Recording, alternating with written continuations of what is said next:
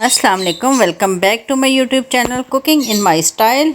आज आपके लिए एक ऐसे ड्रिंक की रेसिपी लेकर आई हूँ जो बहुत ही मज़ेदार और बेशुमार फ़ायदों से भरपूर है। तो चलें बगैर टाइम वेस्ट किए बढ़ते हैं रेसिपी की तरफ। बिस्मिल्लाहिर्रहमानिर्रहीम। हाफ़ केजी फ्रेश जामुन है मेरे पास। रेसिपी के लिए आपने ऐसे ही मोटे मोटे और ताज़ा जामुन लेने हैं। अब इसे किसी जाली वाले बर्तन में डालकर 1 से 2 बार अच्छे से वॉश कर लेते हैं। फ्रूट को इस्तेमाल से पहले अच्छे से धो लिया करें क्योंकि इस पे जो डस्ट होती है या स्प्रे वगैरह किए जाते हैं वो निकल जाएं। फिर हमने ले लेना है एक खुला सा बर्तन और इसमें डालेंगे हम 1 लीटर पानी। पानी पर जब छोटे छोटे बबल्स आने लगें तो इसमें हम वॉश किए हुए जामुन डाल देंगे। जामुन के फल का दुरानिया बहुत कम होता है लेकिन इसके फ़वाइद बेशुमार हैं। ख़ासकर वो लोग जो डायबिटीज़ का शिकार हैं इस फल का इस्तेमाल लाजमी करें क्योंकि ये फल शुगर लेवल को काफ़ी हद तक कंट्रोल भी करता है। जामुन जैसे जैसे गर्म होंगे ये फूलते जाएंगे और इनका छिलका भी उतरता जाएगा। आप पानी का कलर भी चेक कर सकते हैं, जैसे जैसे जामुन बॉयल होंगे पानी का कलर चेंज होता जाएगा। इस रेसिपी में हम कोई भी फूड कलर इस्तेमाल नहीं करेंगे क्योंकि जैसे जैसे जामुन बॉयल होंगे कलर डार्क होता जाएगा।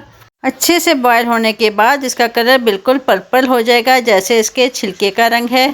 2 मिनट के लिए मैंने बर्तन को कवर भी कर लिया था ताकि जामुन अच्छे से गल जाएं। अब आप देख सकते हैं पानी का कलर कितना चेंज हो गया है और जामुन भी काफ़ी हद तक फूल चुके हैं और काफ़ी नरम भी हो गए हैं। यहाँ इसका छिलका वगैरह उतारने की ज़रूरत नहीं बल्कि हमने सिर्फ गुठलियों को रिमूव करना है। गुठलियाँ रिमूव करने के लिए मैं इसे पोटैटो मैशर की मदद से हल्का हल्का प्रेस करूँगी। इस तरह गुठलियाँ भी आसानी से रिमूव हो जाएंगी और इस पे लगे गूदे का सारा अर्क भी पानी में आ जाएगा।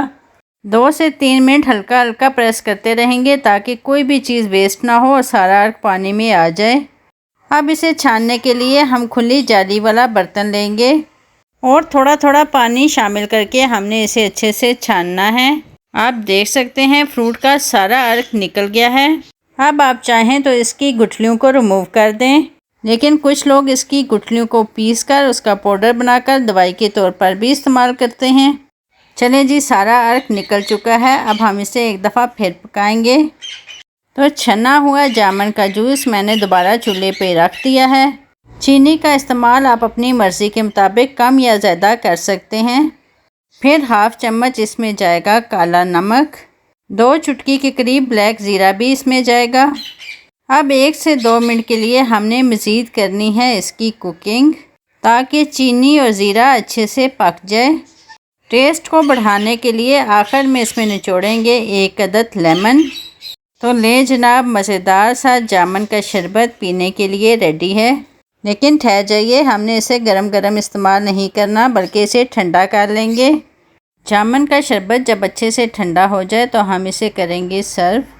अगर आपने इसे स्टोर करना है तो किसी जग या बोतल में डालकर फ्रिज में रख दें। 2 से 3 दिन तक आप इसे इस्तेमाल कर सकते हैं। बस ग्लास में डालें आइस क्यूब और उसमें डालें ये मज़ेदार सा शरबत। और जब आपके घर के मर्द हजरात थके हारे ऑफिस से घर वापस आएँ तो आप उन्हें पेश करें। यकीन जानिए सिर्फ 1 गिलास ही उनकी सारे दिन की थकन दूर कर देगा और आपका रिश्ता पहले से ज़्यादा मजबूत हो जाएगा।